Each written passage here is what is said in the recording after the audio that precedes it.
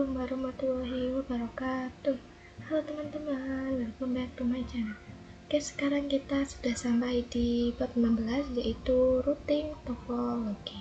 Jadi apa maksud dari routing topologi? Jadi routing topologi adalah routing topologi yang sudah kita setup atau kita siapkan di video sebelumnya, yang mana kita akan membuat seluruh perangkat atau seluruh virtual mesin kita bisa saling berkomunikasi dengan adanya routing.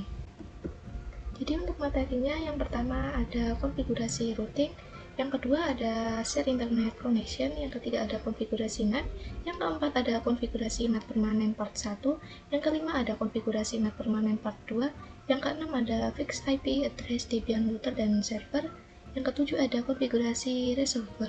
Oke, sekarang kita akan melakukan konfigurasi routing pada topologi kita ya. Yang mana ini adalah topologinya, yang mana terdapat host OS, router Debian, klien Ubuntu server 1 dan server 2. Dan pada defaultnya klien Ubuntu itu tidak bisa berkomunikasi dengan host OS. Lalu host OS juga tidak bisa berkomunikasi dengan server. Itu juga dengan server tidak bisa berkomunikasi dengan klien Ubuntu. Semua perangkat yang memiliki IP yang berbeda itu tidak bisa saling berkomunikasi.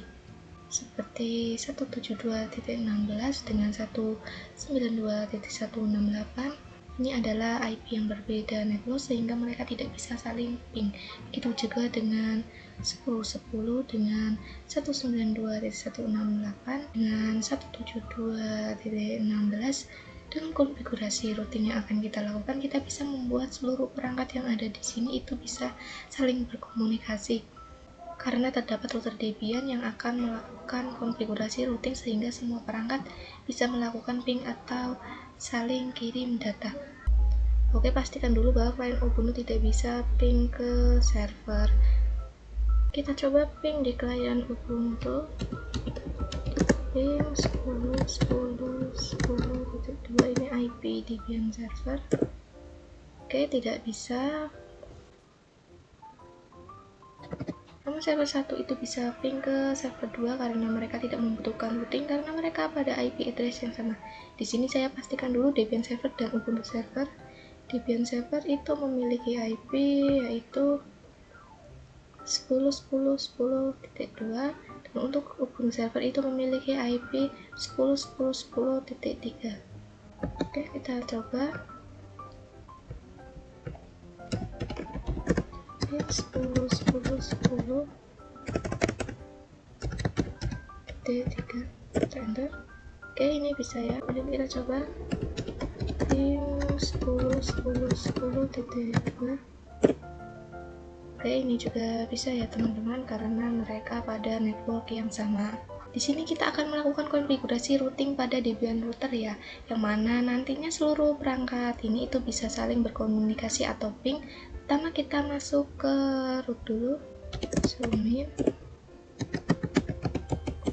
Lalu di sini kita ketikkan nano /etc/ctl.conf. Kita enter.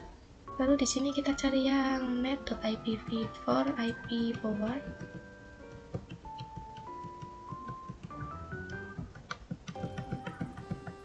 Oke, ini dia sudah masuk ke dalam ctl.conf, namun dia belum bisa difungsikan. Kenapa? Karena net.ipv4.ip forward ini dia belum bisa difungsikan karena masih berada dalam komentar. Yang membuat dia berada di dalam komentar adalah pagar. Pagarnya kita hapus dulu. Maka sekarang dia baru bisa difungsikan, karena kalau misal ada tulisan yang berada pada pagar maka dia akan dianggap sebagai komen dan tidak akan dianggap sebagai konfigurasi. Lalu kita Ctrl X, kemudian Y, kemudian enter. Di sini saya clear. Lalu saya akan mengaktifkan kembali dengan perintah sysctl inp, kita enter. Oke, net.ipv4.ip forward sama dengan 1, itu artinya berhasil. Sekarang seharusnya konfigurasi routing sudah berjalan, yang mana ini membuat Ubuntu client bisa berkomunikasi dengan Ubuntu server. Nah, ini kita coba ping teman-teman 10.10.3. Oke, udah bisa ya teman-teman. Kita pastikan pada awal tadi kita coba Debian server itu tidak bisa ping ke IP Ubuntu desktop. Sekarang kita coba lagi ping 172.16.1.2. Enter. Oke, ini juga bisa ya teman-teman. Konfigurasi routing sudah berjalan. Oke, selanjutnya kita masuk ke pembahasan share internet connection. Apa maksud dari share internet connection ini? Jadi kita akan membuat router Debian ini bisa mengakses internet, yang mana sekarang itu hanya host OS saja yang mendapatkan akses internet. Dan kenapa router Debian itu tidak bisa mendapatkan atau menggunakan akses internet? Karena router Debian mengarah ke host OS bukan menggunakan network node dan NAT, namun menggunakan VirtualBox host only adapter. Di sini kita lihat saja pada VirtualBox yang router, lalu kita pergi ke setting. Network adapter 1 itu merupakan yang terhubung ke host OS, yang mana terhubung menggunakan host only adapter, dan itu membuat router Debian tidak bisa menggunakan akses internet kecuali attached to-nya itu kita ganti menjadi mode NAT. Itu membuat router Debian bisa mengakses internet. Sedangkan jika kita menggunakan VirtualBox host only adapter, itu router hanya akan terhubung ke host OS saja. Nah, pada pembahasan kali ini kita akan mengakali bagaimana caranya router Debian bisa mendapatkan akses internet walaupun dia menggunakan host only adapter. Oke, langsung saja di sini kita pastikan dulu bahwa router Debian tidak bisa ping 88.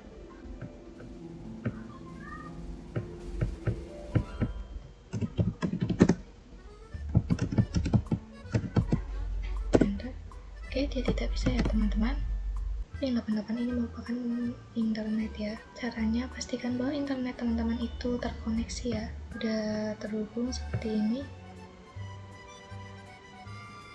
Lalu kita pergi ke view network connection.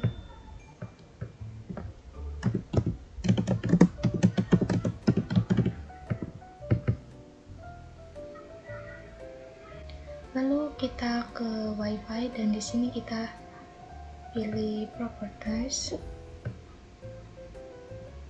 Lalu kita ke sharing. Di sini kita memilih yang VirtualBox host only network. Lalu kita oke. Di sini kita yes. Ya, lalu kita pergi ke VirtualBox host only network. Kita pilih details.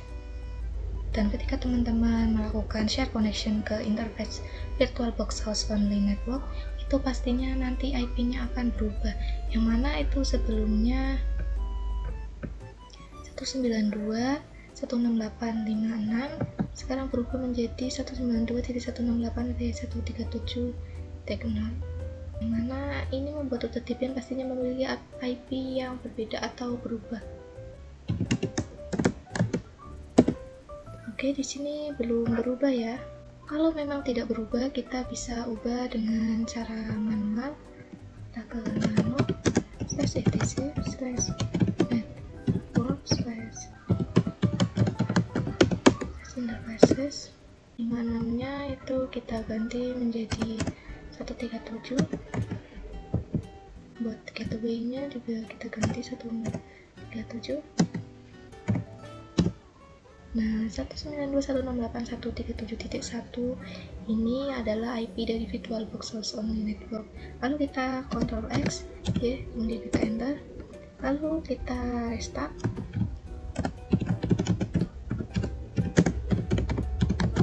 Sistem tidak restart. Network, oke, enter.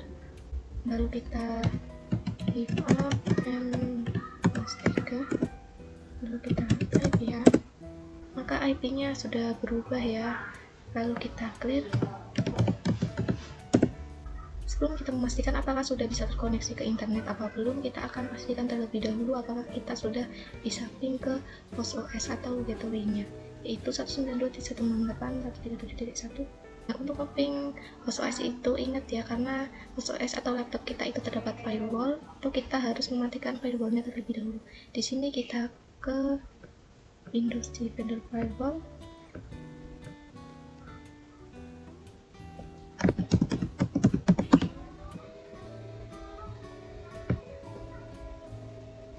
Lalu kita klik Windows Defender Firewall. Lalu di sini kita turn off. Kemudian kita oke. lalu kita bisa ping 192.168.137.1. Sudah.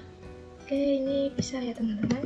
Lalu kita coba ping ke internet, yaitu ping 888. Kita enter. Oke, ini sudah berhasil ya. Yang mana sebelumnya Debian router tidak mendapatkan akses untuk ping 88 karena ada share internet connection ini membuat Debian router mendapatkan akses internet sehingga dia bisa ping ke luar atau ke internet. Lalu ini bisa di turn on ya teman-teman buat jaga-jaga. Oke, selanjutnya kita akan melakukan konfigurasi NAT. Jadi apa itu NAT? Jadi NAT adalah singkatan dari Network Address Translate, yang mana ini digunakan untuk menerjemahkan IP private ke IP public, dan juga IP public ke IP private. Nah, pada pembahasan sebelumnya kita sudah mengonfigurasi pada Debian router dan juga CentOS, yang mana kita melakukan bagaimana caranya agar router Debian mendapatkan akses internet. Namun klien Ubuntu server 1, server 2 belum bisa mendapatkan akses internet. Nah, pada pembahasan kali ini kita akan mengubah protokol NAT untuk menerjemahkan IP private ini, yaitu 172.16.1.0 10.10.10.1 ke IP publiknya. Jadi di sini yang kita anggap IP publiknya adalah 192.168.1.7.0, yang mana nantinya kita akan membuat klien Ubuntu server 1, server 2 itu bisa ping ke internet. Nah, di sini kita pastikan dulu bahwa Debian router masih tetap mendapatkan akses internet.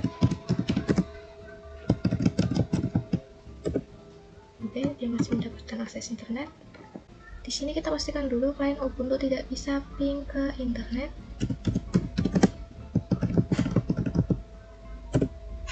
Oke, timeout ya. Begitu juga dengan Debian server dan Ubuntu server.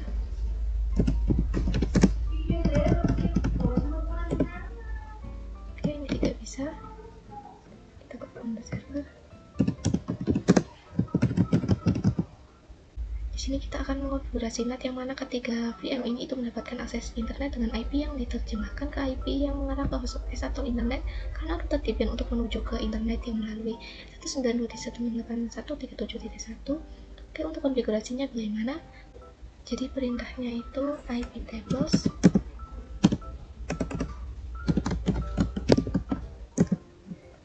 int NAT, lalu ini nama besar, lalu host routing, lalu min o. Jadi min o ini maksudnya interface ingin keluar dari mana. Jadi kita ingin menerjemahkan IP ini itu ke IP address yang ada pada interface mana, karena 192.168.1.3.1 pada endpost 3, berarti interface-nya keluar dari endpost 3. Lalu min j mas keyword. Kita enter. Oke, command not found, barusan itu terjadi output dari Debian-nya, yaitu iptables not found ya. Jadi command iptables not found atau tidak ditemukan. Nah, ini kenapa? Itu dikarenakan kita belum install iptables, yang mana seharusnya kita menginstal terlebih dahulu iptables. Sebelum menginstal iptables, kita harus mengemount dulu Debian. Sebelum menginstal iptables, kita harus mengemount dulu Debian kita agar kita bisa menginstal sebuah fitur atau tools. Caranya adalah apt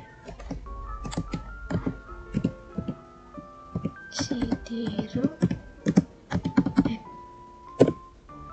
Lalu jika terdapat opsi Please insert a disk in the drive and press enter, kita bisa ke device, lalu optical drive, lalu ISO yang Debian 12.5.0 kita checklist, kita enter. Oke, ini sudah berhasil.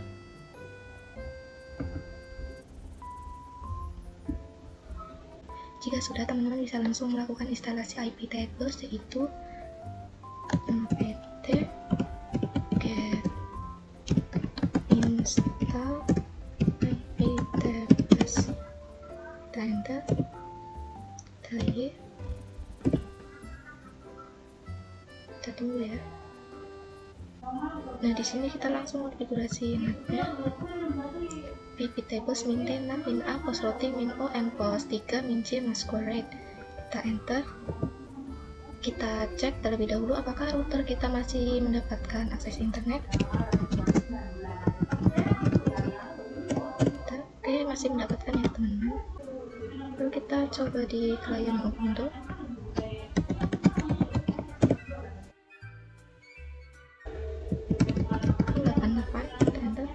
Oke, ini sudah bisa ya teman-teman. Klien Ubuntu sudah mendapatkan akses internet yang mana sebelumnya dia tidak berhasil karena belum dilakukan konfigurasi NAT. Kita coba juga pada Ubuntu server ping 888. Oke, ini juga berhasil mendapatkan akses internet. Kita coba pada Debian server. Ini sudah bisa ya, yang mana sebelumnya juga tidak bisa. Jika tadi output atau input pin 88 tidak menampilkan apapun atau timeout, tapi sekarang sudah bisa ya, yang mana dia mendapatkan akses internet dari konfigurasi address translate melalui router Debian, dan router Debian akan menerjemahkan IP mereka ke IP public atau IP host OS. Oke, selanjutnya kita akan mengkonfigurasi NAT permanen part 1. Di sini ada 2 part karena konfigurasinya tidak mudah dan tidak sesingkat konfigurasi NAT sebelumnya. Kenapa kita tidak mengkonfigurasi NAT saja seperti yang kita lakukan pada pembahasan sebelumnya? Ya, karena kalau kita melakukan NAT biasa seperti yang kita lakukan pada pembahasan sebelumnya, maka NAT tersebut tidak akan berfungsi secara permanen. Di router saya akan coba ping 88. Apakah masih bisa?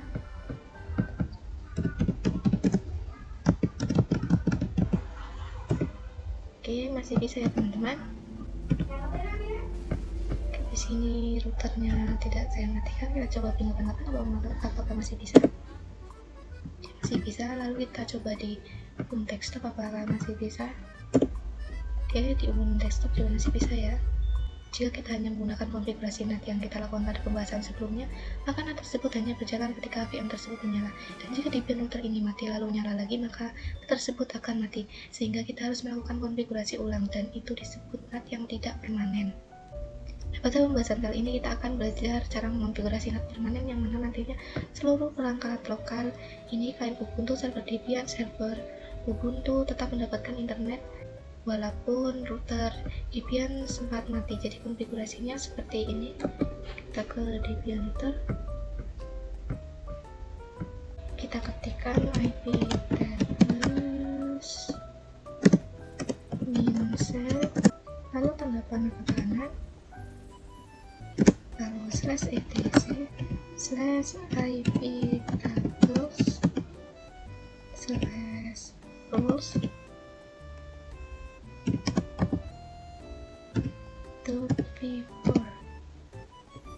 yang mana berarti kita menyimpan konfigurasi IP tables atau konfigurasi NAT kita ke direktori IP tables ini. Kita enter. Nah, ini no search file or directory, yang mana kita belum memiliki direktori IP tables. Di sini kita harus membuat dulu mkdir /etc/IP tables kita enter. Lalu kita lakukan kembali konfigurasi yang di atas, yaitu IP tables save ke /etc IP tables rules v4. Oke, kita enter. Oke, sudah selesai. Sekarang kita lihat dengan cat /etc/IP tables /roles.v4. Enter. Nah, di sini konfigurasi NAT kita sudah disimpan di direktori IP tables ya. Oke, selanjutnya kita akan konfigurasi NAT permanen part 2. Pada sebelumnya kita telah mengkonfigurasi NAT permanen part 1 dengan konfigurasi NAT sebagian saja, belum selesai dalam konfigurasi NAT permanen.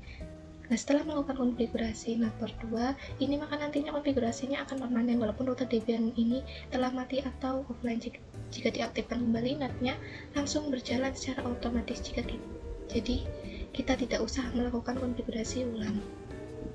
Untuk caranya, teman-teman masuk ke root, zoom in, lalu masuk ke menu /etc/IP slash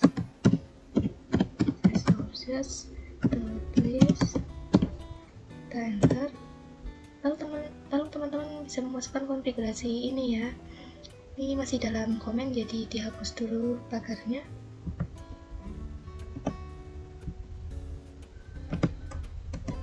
Nah, kalau misal punya teman-teman pada tampilannya itu tidak ada http kartolo.sbi.tatautama.net.id, maka teman-teman bisa ketik manual ya, itu tidak apa-apa. Jadi teman-teman bisa ketik http kartolo.sbi.tatautama. Jika sudah, maka teman-teman bisa Ctrl X lalu Y dan kita enter. Lalu di sini jika sudah tersave atau terkonfigurasi, maka kita pastikan dulu dengan cat /etc/apt/sources.list, kita enter. Oke, ini sudah ada ya http kartolo.sbi.tatautama.net. Lalu kita update dengan apt update,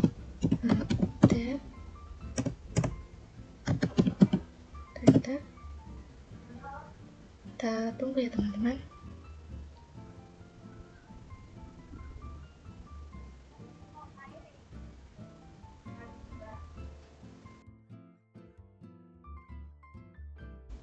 Kita tunggu sampai proses update-nya selesai.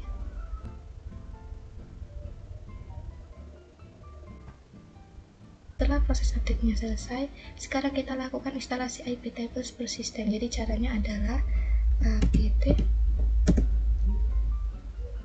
install IP tables in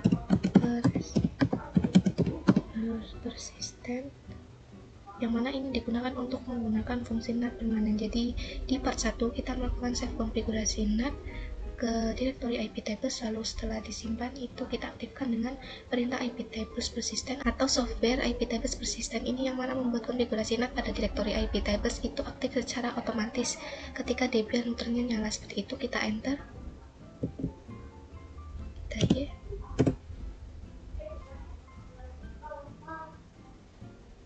Teman-teman bisa tunggu ya sampai prosesnya selesai. Lalu di sini teman-teman bisa yes, kemudian enter.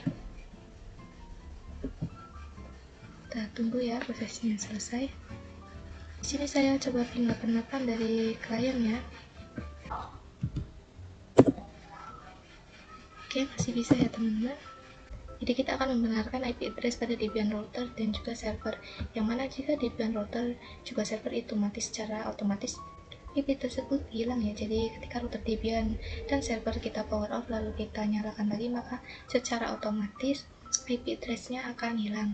Contoh di sini Debian router, saya lihat IP address-nya dia di npos 983 itu ada IP-nya ya. Namun jika kita power off, maka seluruhnya akan hilang. Jadi kita harus melakukan if up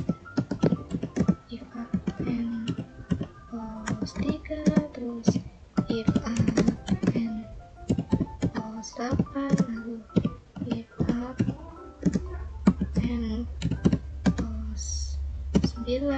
Nah, hal tersebut juga akan merepotkan administrator, karena jika terdapat kasus pada lapangan, terdapat server yang sudah memiliki IP address lalu dia mati dan nyala kembali, lalu IP address-nya hilang, maka itu cukup merepotkan karena ditakutkan server tersebut akan di remote dari jarak jauh sedangkan IP address-nya itu hilang, sehingga itu membuat administrator yang ingin meremote dari jarak jauh itu tidak bisa melakukan remote kembali.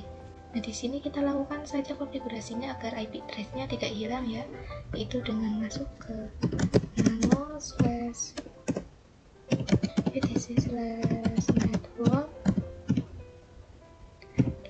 /inter-access. Nah, di sini kita harus menambahkan perintah auto npos 3. Ini yang alhoc group, kita ganti auto npos 3.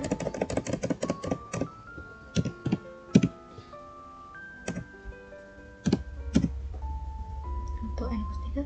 Lalu juga dengan yang npos 8 dan juga npos 9.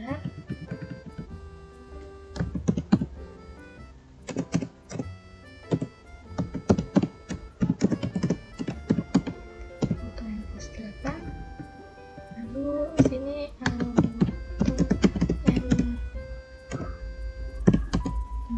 hilang.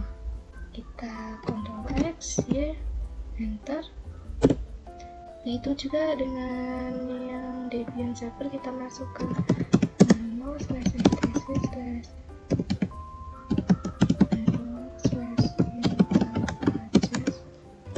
Lalu yang analog kita ganti ke auto.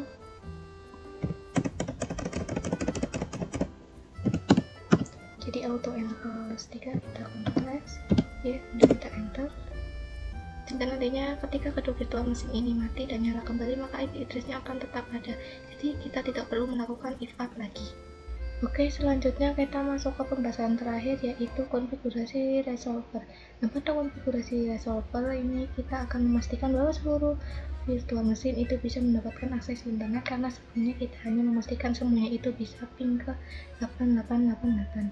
Yang mana jika kita hanya bisa melakukan ping 8888, itu belum tentu kita mendapatkan akses internet, karena ada penanda bahwa kita mendapatkan internet itu adalah kita bisa ping ke google.com. Kita coba ping 88. Oke, ini bisa.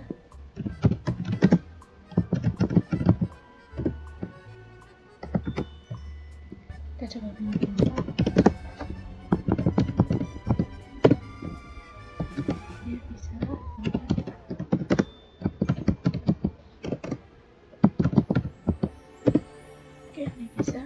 Oke, di sini semuanya sudah bisa ping 88. Kita coba di router ping google.com.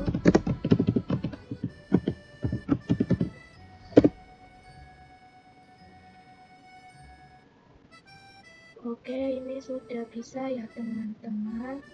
Kita coba di Debian server.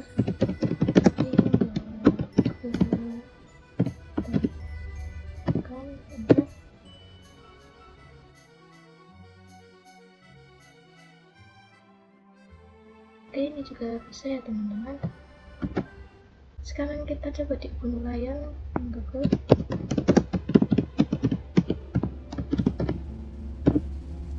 Oke, tidak bisa ya, jadi belum bisa mengakses internet luar. Kita ke google.com di Ubuntu server.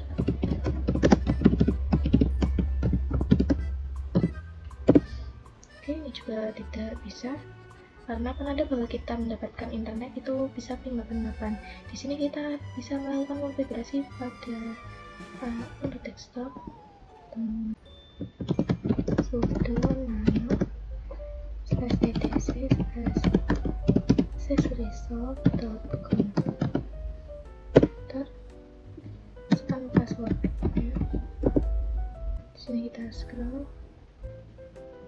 Dan di sini pada konfigurasi name server 172.0 ini kita masukkan ke dalam komentar saja dengan penambahan pagar, karena itu berarti server kita diarahkan ke server lokal, bukan ke server Google. Nah, di sini kita tambahkan lagi name server 8888. Lalu di sini kita bisa Ctrl X, kemudian enter. Kita coba ping google.com. Oke, perhatikan dia bisa ya teman-teman. Oke, pada Ubuntu server juga kita lakukan hal yang sama. Teman-teman bisa ketik sudo nano /etc/resolve.com, kita enter. Oke, yang name server 127 kita kasih pagar, kita masukkan ke dalam komen. Dan kita tambahkan lagi name server 8888. Tadi Ctrl X, Y, enter. Lalu sini kita coba ping Google.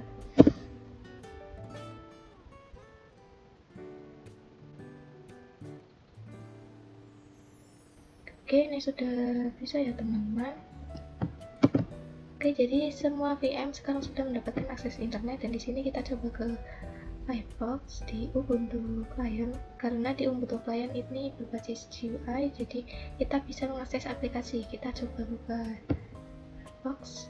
Sini teman-teman bisa buka YouTube. Oke, ini berhasil ya, berarti Ubuntu desktop kita sudah mendapatkan akses internet, sudah terbuka. Cuman ini agak lemot ya. tapi ini berhasil. Oke, mungkin itu saja untuk materi tentang routing topologi. Sampai jumpa di video-video selanjutnya. Terima kasih.